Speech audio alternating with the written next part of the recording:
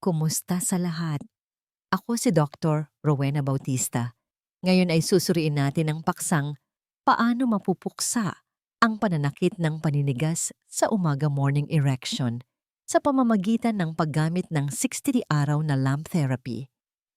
Kung ikaw ay isang lalaking lampas 60 at napansin mong hindi ka na nagigising na may paninigas sa umaga, gusto kong pakinggan mo ito ng malinaw. Hindi lamang ito tungkol sa pagtanda. Maari itong ang kauna-unahang senyales na ang iyong katawan ay may mas malalim na pinagdadaanan. Mababang testosterone, mahinang sirkulasyon, problema sa nerbiyos, o kahit maagang sakit sa puso. At ang pinakamasama, karamihan sa mga lalaki ay binabalewala ito hanggang sa huli na ang lahat. Ako si Dr. Rowena Bautista. Inilaan ko ang mahigit 30 taon bilang isang urologist sa pagtulong sa mga lalaki na protektahan ang kanilang sigla, ibalik ang kanilang kumpiyansa, at magtamasa ng isang buo at aktibong buhay sexual hanggang sa kanilang 60s, 70s at higit pa. Nakita ko na kung ano ang nangyayari kapag binibigyang pansin ng mga lalaki ang banayad na babalang ito.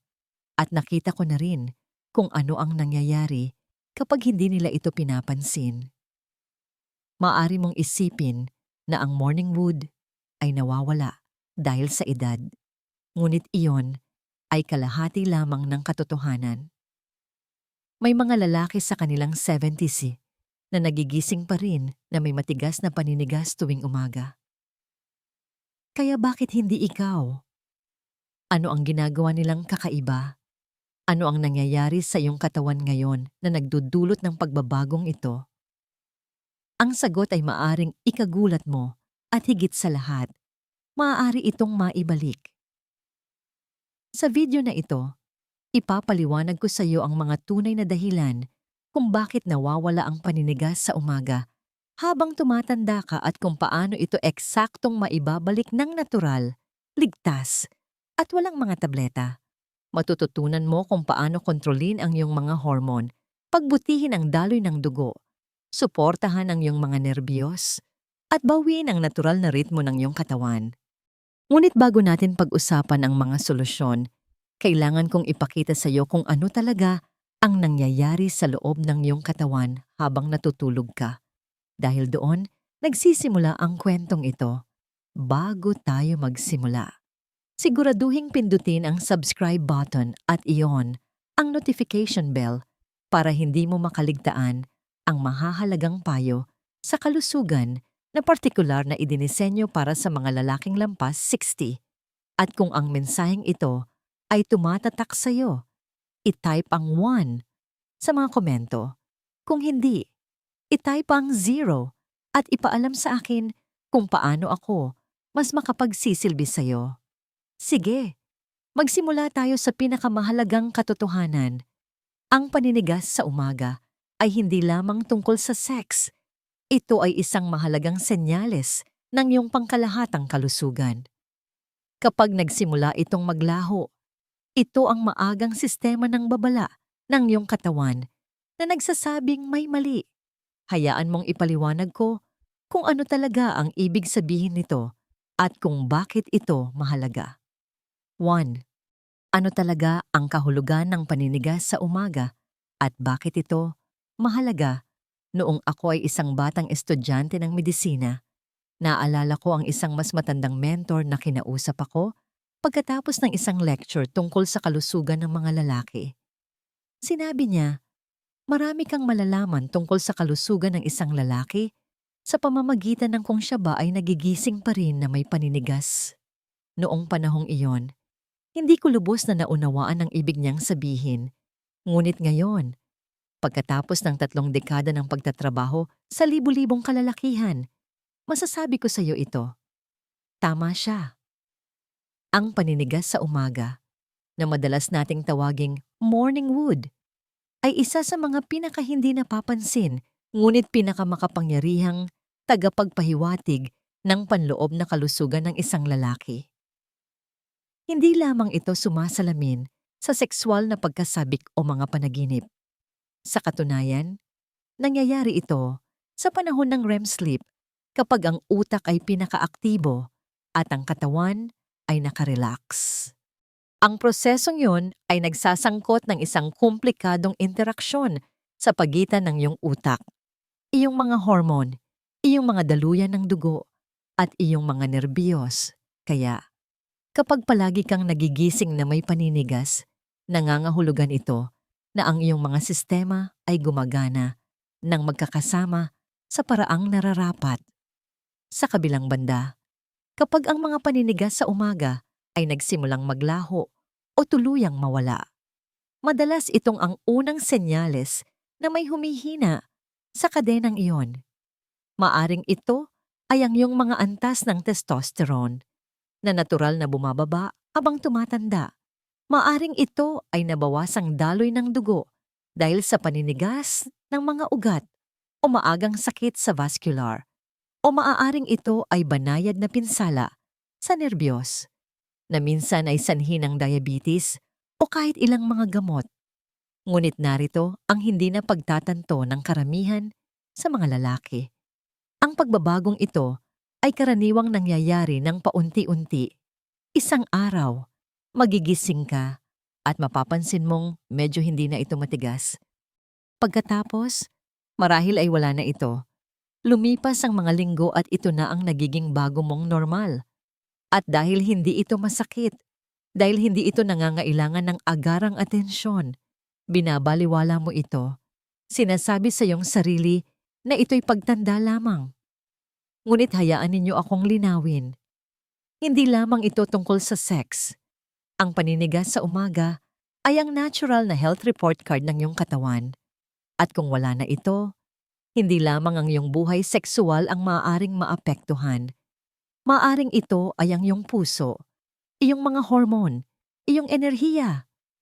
Kahit na ang iyong haba ng buhay, kaya kailangan nating bigyang pansin kung ano ang sinusubukang sabihin sa iyo ng iyong katawan ng tahimik tuwing umaga. Dahil kung mas maaga kang kumilos, mas madaling baligtarin ang trend at ibalik ang natural na ritmong idinisenyo para sa iyong katawan. Kaya, ano ba talaga ang sanhi ng mga pagbabagong ito habang ikaw ay tumatanda? At bakit ang ilang mga lalaki sa kanilang 70s ay nagigising pa rin na may malakas at malusog na paninigas habang ang iba ay humihinto na sa kanilang 50s?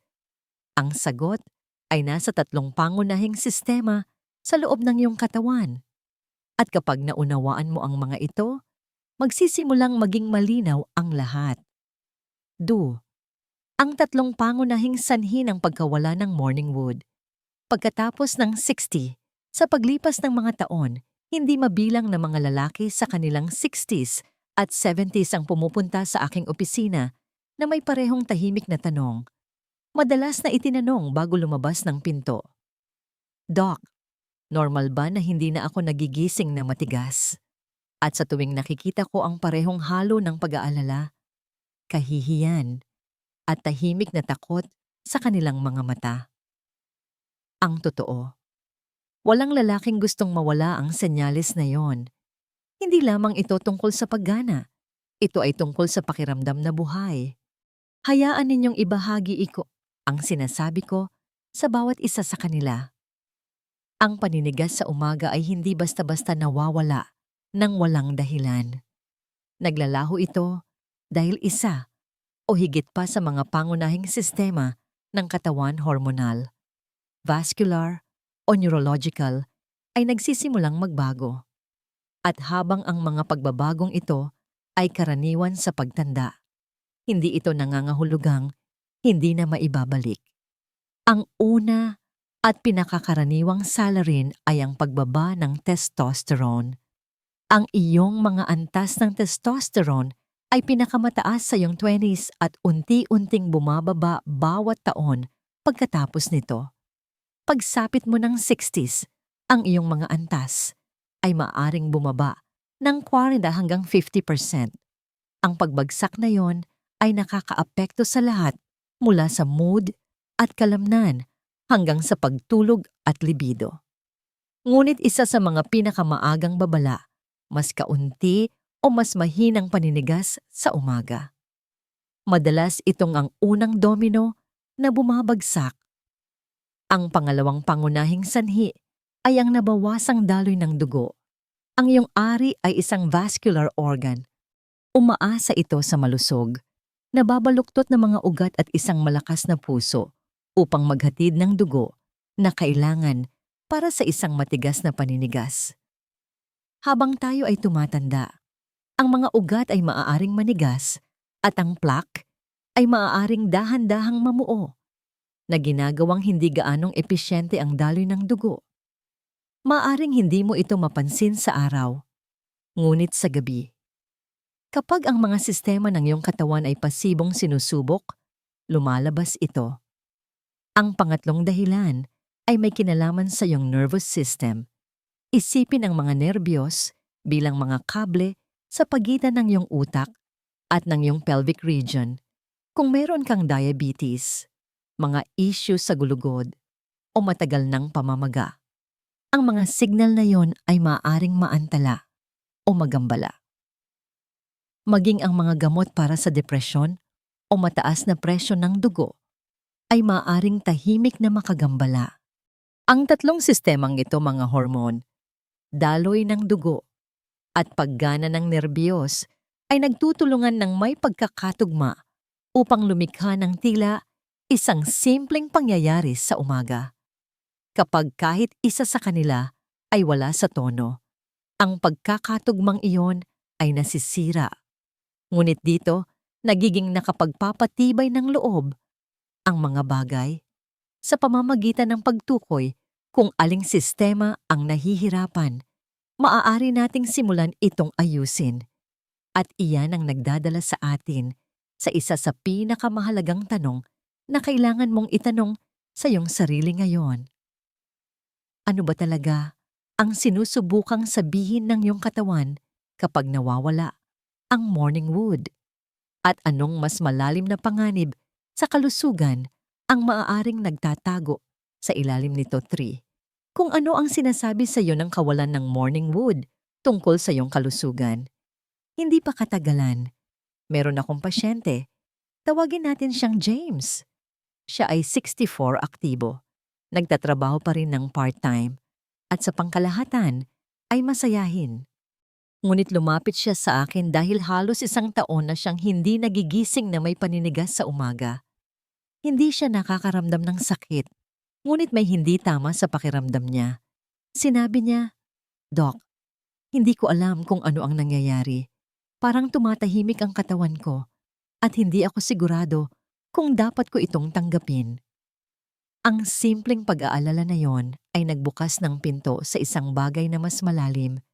Kapag nawawala ang paninigas sa umaga, hindi lamang ito tungkol sa pagganap sa silid-tulugan. Madalas itong ang unang bulong ng iyong katawan na may isang mahalagang bagay na nagbabago. Sa kaso ni James, ipinakita ng kanyang mga pagsusuri sa dugo ang mababang testosterone, mataas na presyon ng dugo, at maagang mga senyales ng insulin resistance. Wala pang masakit, ngunit naroon na ang mga senyales at sila ay tahimik.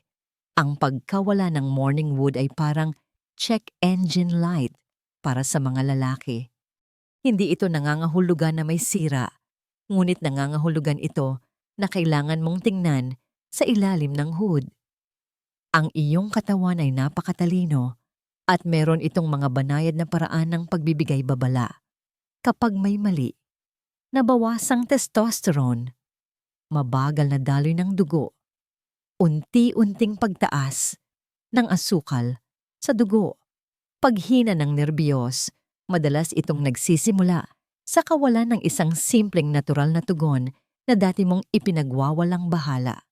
Higit sa lahat, ipinapakita na ngayon ng mga pag-aaral na ang kakulangan ng nocturnal erections ay maaaring maiugnay sa mga maagang issue sa cardiovascular. Bakit? Dahil ang parehong mga ugat na nagbibigay ng supply sa iyong puso ay nagbibigay din ng supply sa iyong ari.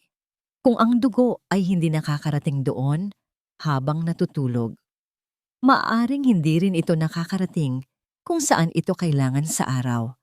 Hindi lamang yan isang sexual na alalahanin. Ito ay isang panganib sa kalusugan. Ito ang dahilan kung bakit hinihimok ko ang bawat lalaking lampas, siksito na bigyang pansin. Kung napansin mo ang isang pagbabago, huwag itong balewalain. Makipag-usap sa isang tao. Ipasuri ang iyong mga antas. Hindi lamang ito tungkol sa pagpapanumbalik ng nawala.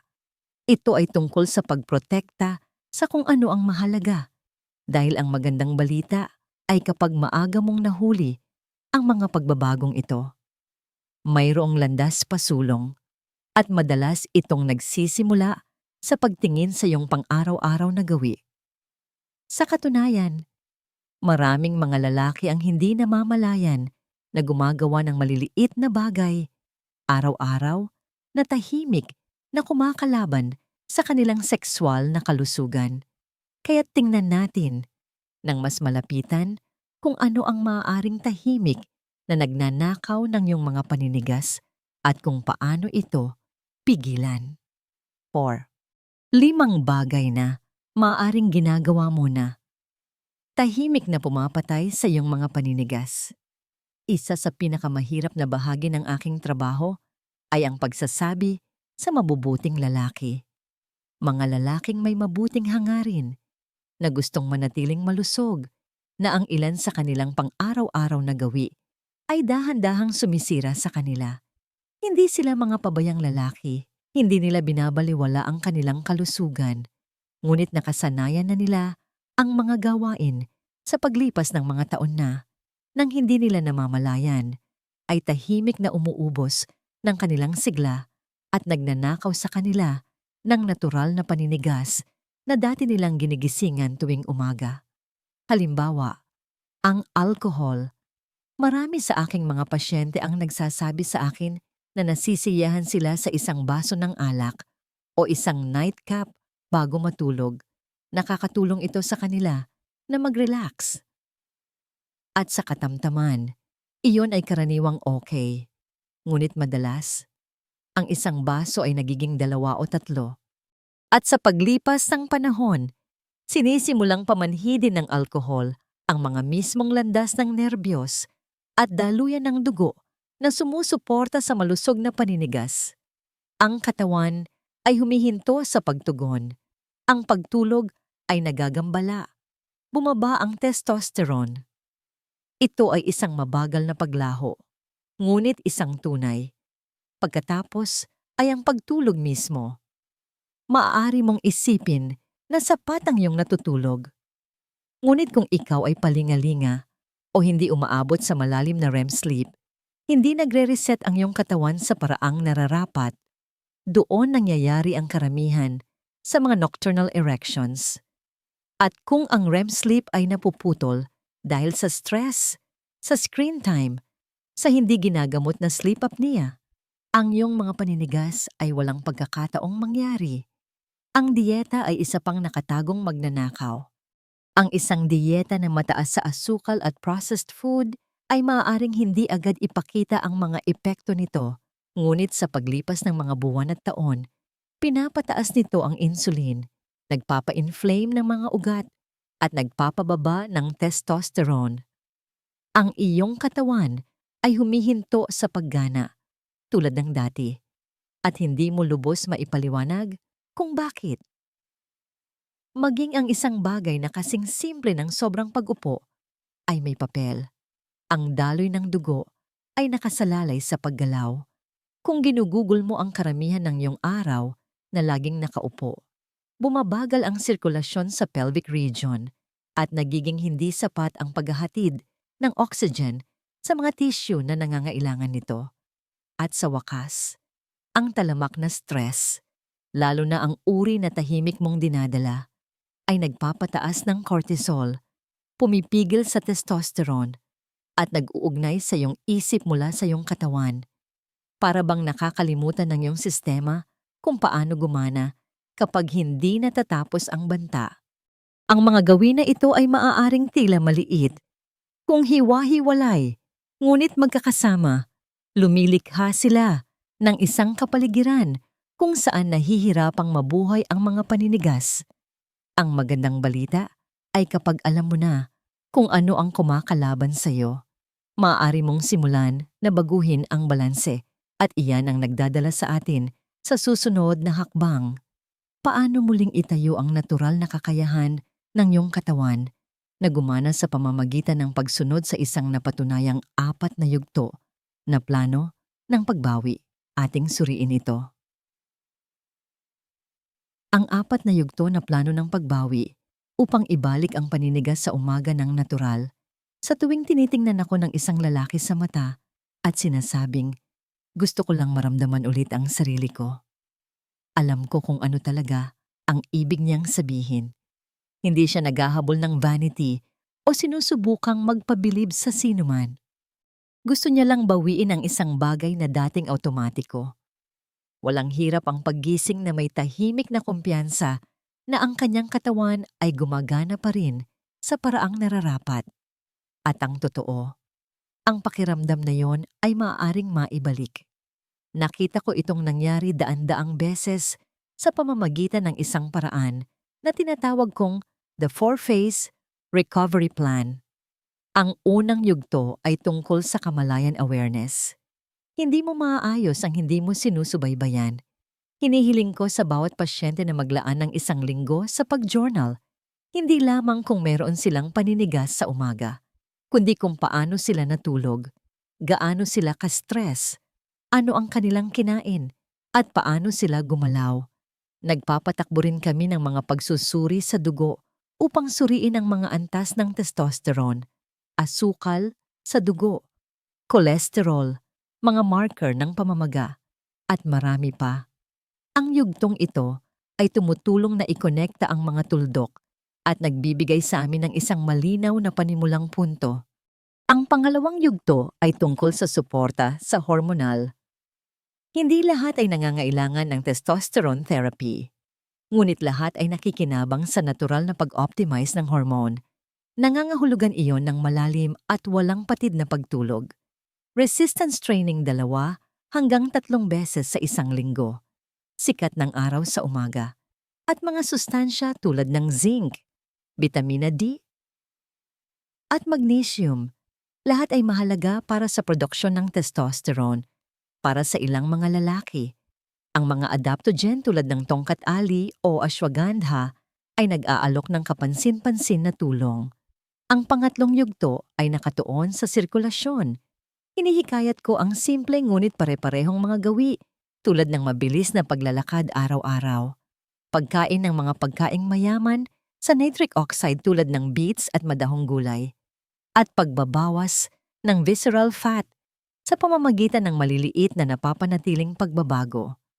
Ang pagbaba lamang ng 10 hanggang 15 libra ng taba ay maaaring makabuluhang mapabuti ang daloy ng dugo, kung saan ito pinakamahalaga.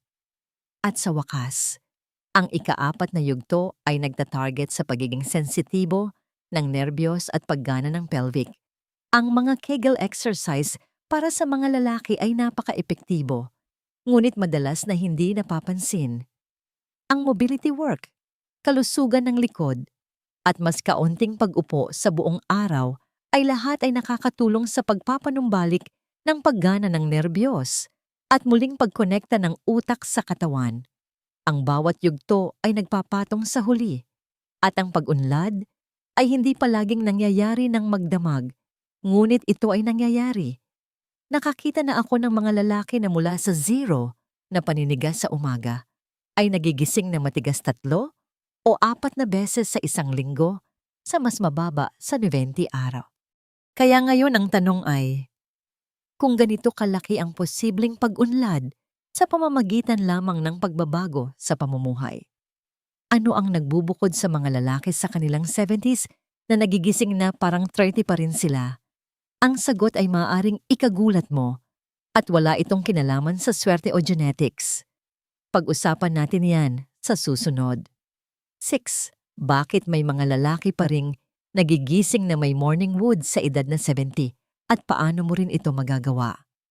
Merong isang bagay na lubos na nakapagbibigay inspirasyon sa tahimik na kumpiyansa ng isang mas matandang lalaki na nagigising pa rin tuwing umaga na buhay ang pakiramdam sa kanyang katawan. Nakakilala ako ng mga lalaki sa kanilang 70s, kahit na sa kanilang 80s, na nakakaranas pa rin ng regular na paninigas sa umaga. At hindi ito swerte at tiyak na hindi ito genetics. Ito ang mga lalaking gumawa ng mga pagpipilian, madalas na maliliit, na nag-iipon sa paglipas ng panahon, at ang kanilang binuo ay isang pundasyon ng pangmatagalang sigla. Isa sa aking mga pasyente, si Richard, ay 73 noong una siyang nagpatingin sa akin. Sinabi niya sa akin na hindi siya nakaligtaan ng isang paninigas sa umaga sa loob ng maraming taon. Tinanong ko siya kung ano ang kanyang sikreto. At ang sagot niya ay, simple, inaalagaan ko ang mga bagay na kaya kong kontrolin. Naglalakad siya tuwing umaga. Nagbubuhat ng timbang 2 beses sa isang linggo. Natutulog ng 10 tamani. Kumakain ng tunay na pagkain, namamahala sa stress, at tumatangging manirahan sa isang laging nakaupong buhay. Hindi siya perpekto, ngunit siya ay pare-pareho. At ang pagiging pare-parehong yon ang nagpapanatili sa kanyang katawan na tumutugon, balanseng mga hormon, at daloy ng dugo kung saan ito kailangan. Ang mga lalaking ito ay hindi naghahabol ng kabataan. Tumanggi lang silang isuko ang kanilang koneksyon sa kanilang katawan. Hindi nila tinitingnan ang kalusugan bilang isang bagay na kumukupas sa edad. Nakikita nila ito bilang isang bagay na kailangan nilang aktibong protektahan araw-araw. At ang resulta? Ang kanilang mga katawan ay tumutugon ng may enerhiya, lakas, at mga paninigas sa umaga na ikaiinggit ng maraming mas batang lalaki. Ang punto ay ito, ang edad ay hindi kailangang mga hulugan ng paghina, ngunit kailangan mong makilahok sa iyong sariling kalusugan.